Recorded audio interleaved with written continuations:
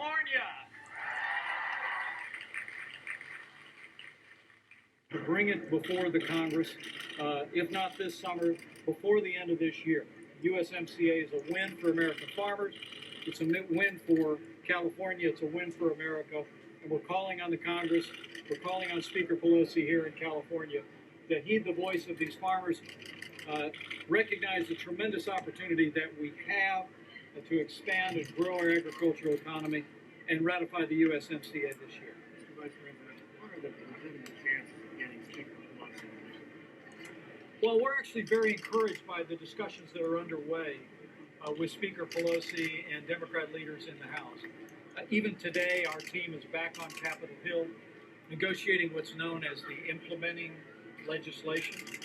And our sense is that we're not that far apart. Look, the USMCA has some of the most significant labor provisions of any trade agreement in American history. It includes some of the most stringent environmental protections of any trade agreement in history, and we believe that it has much to endorse it to conservatives, to progressives, to everybody in between. And so we remain optimistic. We believe if Speaker Pelosi brings the USMCA to the floor of the Congress, it'll pass.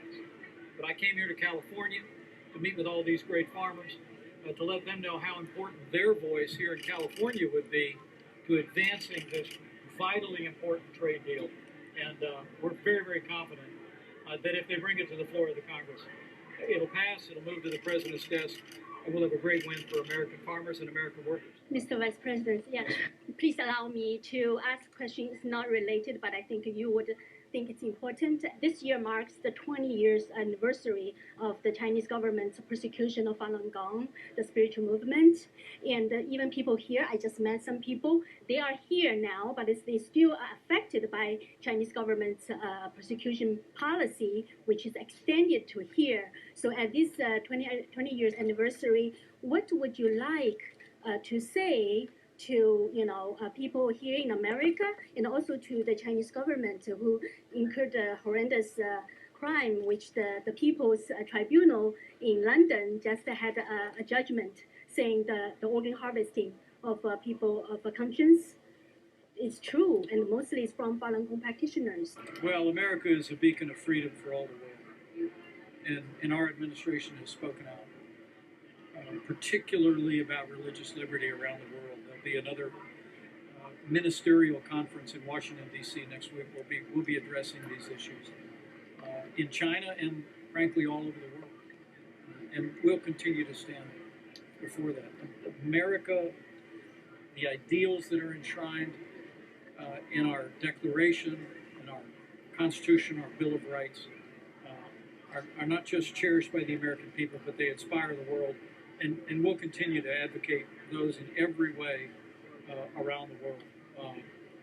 Our relationship with China obviously is complex, and will continue to be the subject of great attention by this administration. The President's made it very clear that the trading practices that China's engaged in over the last several decades is no longer acceptable.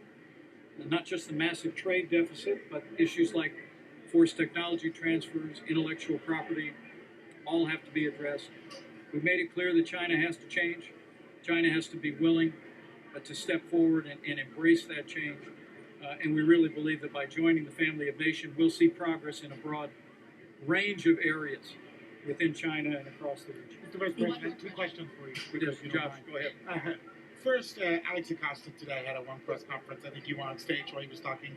He basically defended his actions in the Jeffrey Epstein plea, which has the world watching, and but he refused to kind of apologize to the victims. Do you have concerns as a dad, as a father, of how he handled that case? Should he be serving in this administration?